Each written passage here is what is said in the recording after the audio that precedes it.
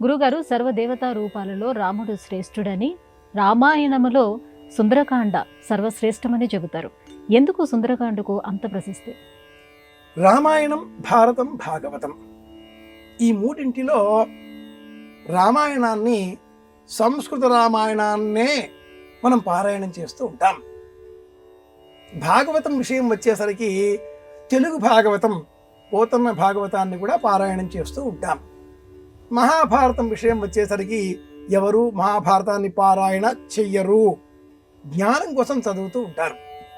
రామాయణంలో ఉన్న అంశం వ్యక్తి తన కుటుంబ సభ్యులతో ఎలా మసలుకోవాలో చెప్పడం. భారతంలో ఉన్న విషయం వ్యక్తి సమాజంలో తోటి వారితో ఎలా మెలగాలో నేర్చుకోవడం. భాగవతంలో ఉన్న విషయం వ్యక్తి తన మనస్సుతో తాను ఎలా సంభాషించాలో తెలుసుకోవడం. ఉన్న స్థితి నుంచి ఉన్నత స్థితికి జీవుడి ప్రయాణం ఎలా ఉన్నతంగా కొనసాగించాలో అభ్యాసం చేయడం. ఇది భాగవత శ్రవణ ఫలం. శ్రీరామాయణం ఈ మూడింటిలో శిఖరాయమానమైనది. శ్రీరామాయణంలో సుందరకాండ మరింత విశేషం. సుందరే సుందరం రామ, సుందరే సుందరం కథ, సుందరం అపి సుందరం అనే స్తోత్ర సంచయంతో, శ్లోక సంపుటితో శ్రీరామాయణంలోని సుందరకాండ మహాత్మ్యాన్ని ప్రాచీనులు విశేషంగా వివరించి ఉన్నారు. బాలకాండ, అయోధ్యకాండ, అరణ్యకాండ, కిష్కింధకాండ ఈ 4 కాండలలో ఉండేటటువంటి వృత్తాంతాలు వేరు. కానీ ఒక్కసారిగా కిష్కింధకాండ చివరలో పంపా నది సరోవర తీరంలో బ్రహ్మచారి వేషంలో ఆంజనేయ స్వామి వారు కనిపించగా రాముడు గుర్తించడంతో కథలో అద్భుతమైన మలుపు చోటు చేసుకుంటుంది. ఇక నుంచి ఆంజనేయుడే వృత్తాంతాన్ని నడిపిస్తాడు. సుందరే సుందరం రామ. ప్రారంభమే సుందరకాండ ఎంత సుందరంగా వర్ణనతో ప్రారంభమవుతుంది అంటే, మహేంద్రగిరి పైన ఉన్నటువంటి ఆ ఆంజనేయుల వారు ఒక్కసారిగా ఉత్సాహంతో 2 చేతులు పైకెత్తి తండ్రిని తలుచుకుని నమస్కరించి ఆ 2 చేతులు పర్వతానికి తాకి హుమ్ అనే శబ్దం చేయగా పర్వతమంతా జలధరించింది. పర్వతం మీద ఉన్న చెట్ల పుష్పాలన్నీ కూడా రాలి ఆ స్వామివారి మీద పడడంతో స్వామి కదిలే పూల రథం వలె మారిపోయాడు.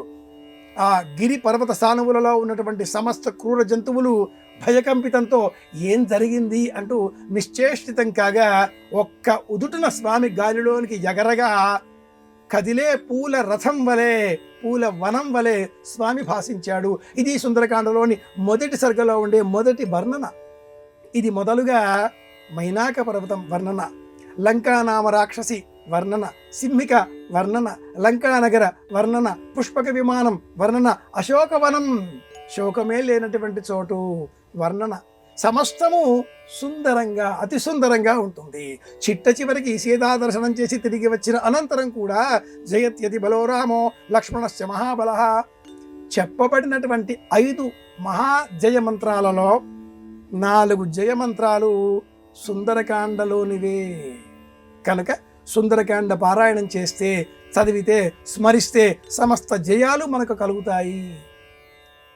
ఆధునిక దృష్టితో ఆలోచిస్తే కథానాయిక సీత, కథానాయకుడు రాముడు, ప్రతినాయకుడు రావణుడు.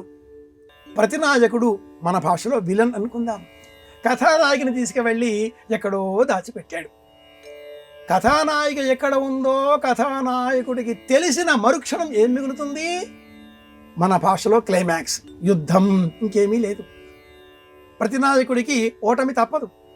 సీత జాడలు తెలిసిన మరుక్షణం రావణుడి అంతం నిశ్చయమైంది. కనుకనే సుందరంగా సుందరకాండ చదవాలి.